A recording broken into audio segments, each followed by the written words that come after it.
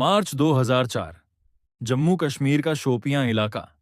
चारों तरफ बर्फ से ढकी पहाड़ियां, घना जंगल और एक अजीब सी खामोशी। जंगल के किनारे बना एक छोटा सा लकड़ी का घर। बाहर बर्फीली हवा चल रही थी और मिट्टी के चूल्हे पर कहवा उबल रहा था। उसी चूल्हे के पास एक जवान खड़ा था। कंधे पर राइफल, लंबी दाढ़ी, बड़े हुए बाल और बिल्कुल शांत चेहरा। उसका नाम बताया गया था, इफ्तेखार भट्ट। घर के अंदर दो लोग बैठे थे। ये कोई आम लोग नहीं थे। ये साउथ कश्मीर में आतंक का बड़ा नाम बन चुके हिजबुल मुजाहिदीन के कमांडर अब्बू तोरारा और अब्बू सब्जार थे। दोनों आपस में धीमी आवाज में बात कर रहे थे, लेकिन उनकी नजर बार बार इफ्तिखार की तरफ जा रही थी।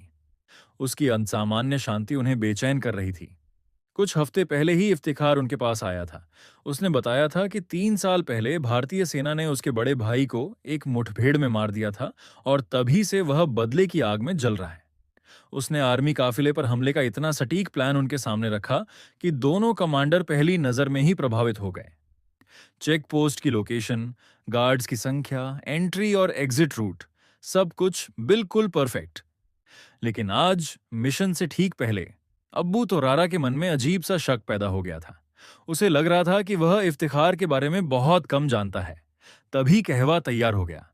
इफ्तिखार 3 कप लेकर कमरे में आया और चारपाई के पास रख दिए। तीनों बिना कुछ बोले कहवा पीने लगे। कमरे में सन्नाटा था। अचानक अब्बू तो रारा ने सख्त आवाज में पूछा, सच बताओ, तुम आखिर हो कौन? इफ्तिखार कुछ नहीं बोला। उसकी चुप्पी कमरे को और भारी बना देती है।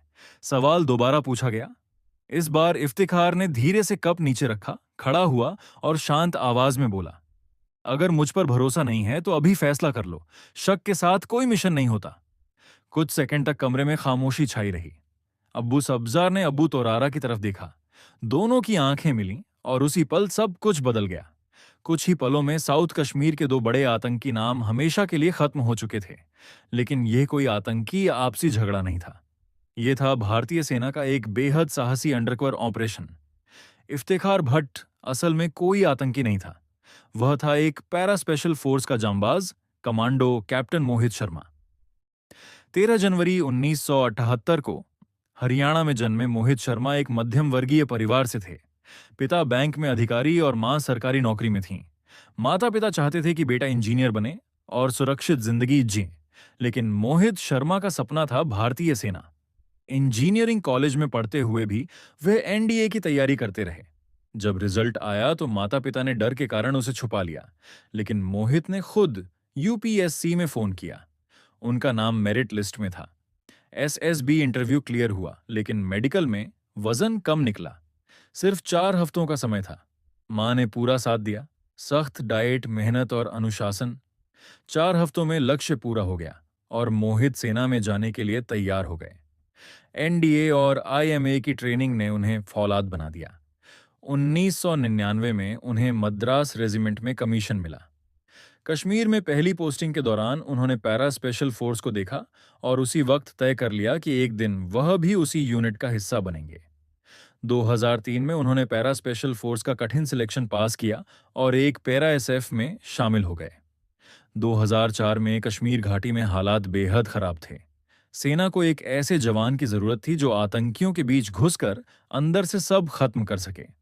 इस मिशन के लिए कैप्टन मोहित शर्मा से बेहतर कोई नहीं था।